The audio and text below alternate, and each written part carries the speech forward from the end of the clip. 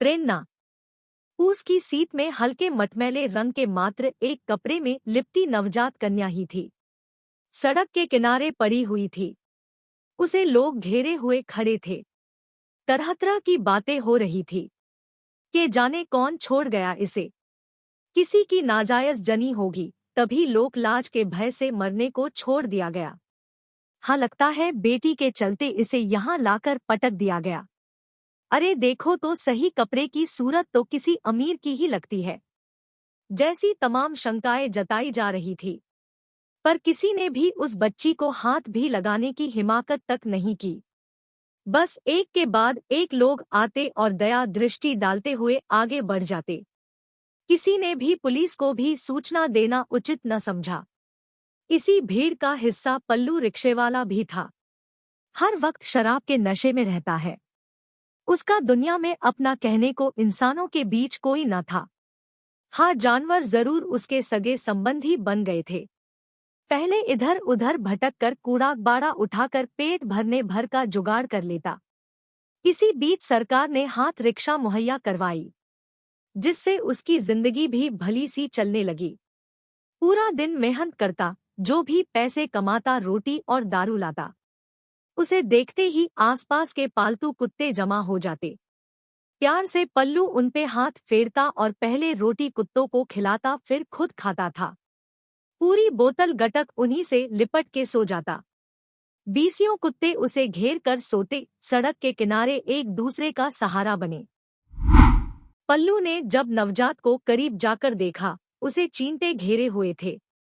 उसने तुरंत उसे उठाया, उसके शरीर से चींटे चिंटियों को झाड़ते हुए उसे अपनी गोद में भींच लिया। सर्द से नीली पड़ चुकी बच्ची स्नेह का स्पर्श पाते ही सामान्य होने लगी थी। पल्लू ने उसे पालने का फैसला लिया और उसे अपने साथ लाया। पहले तो लोग उसे बेवड़ा पागल कहकर नजरअंदाज करते रहे, किंतु उसकी निःस्वार्थ सेवा के चलते ही गुप्ता जी ने उसे अपनी दुकान के सामने बनी बरसाती में रात बिताने की अनुमति दे दी। ये कहकर कि कोई गंदगी मत फैलाना और मेरे आने तक यहाँ साफ सफाई करके रखना। दोनों तरफ से ढकी बरसाती का मुहाना पल्लू अपने कंबल से ढक देता था और बस रात बिताने का उसका आशिया तैयार।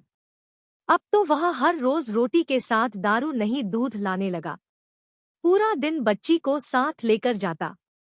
कभी पीठ में बांधकर रिक्शा चलाता तो कभी सवारी न होने पर उसे पीछे सुला लेता। प्यार से उसे मुन्नी बुलाता। इसी बीच समय के साथ पल्लू की परवरिश भी बढ़ चली। मुन्नी 4 साल की हो गई थी और जोर से बाबा और जोर से चलाओ रिक्शा। दोनों हाथों को पंख बनाए खुद को उड़ता हुआ महसूस करती।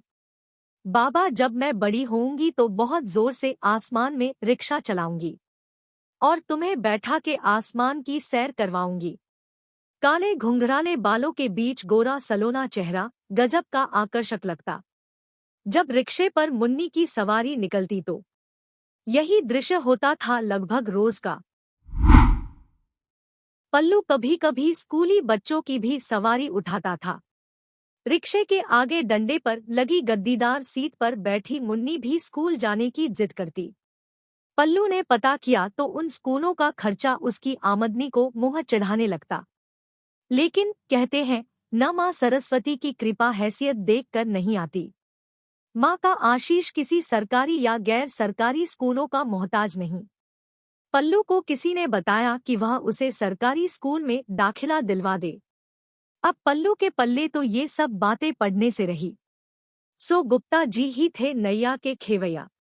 ले गए दाखिले के लिए मुन्नी को। सब तो ठीक था, पर दाखिले के लिए नाम का होना भी आवश्यक था। पूछे जाने पर पल्लू ने प्रेरणा नाम बताया, जो कि उसके और स्वयं के जीवन की प्रेरणा थी। पल्लू को अंदाजा भी न था कि उसका दिया यह नाम जाने कितनी जिंदगियों को सार्थक करेगा। मुन्नी का दाखिला करवाते ही पल्लू को जैसे जीवन का उद्देश्य मिल गया हो, हाथ रिक्शा से ऑटो रिक्शा पर आ गया। इधर मुन्नी को पुस्तकों के पंख मिल चुके थे। उसने अपने हौसले और निपुणता के बल पर कक्षा दर कक्षा अव्वल ही उत्तीर्ण होती चली गई। वो कहते हैं, न कि सूरज में इतनी चमक है तो काले बादलों की क्या औकात उन्हें रोक ले। मुन्नी अब पूरी प्रेरणा बन चुकी थी।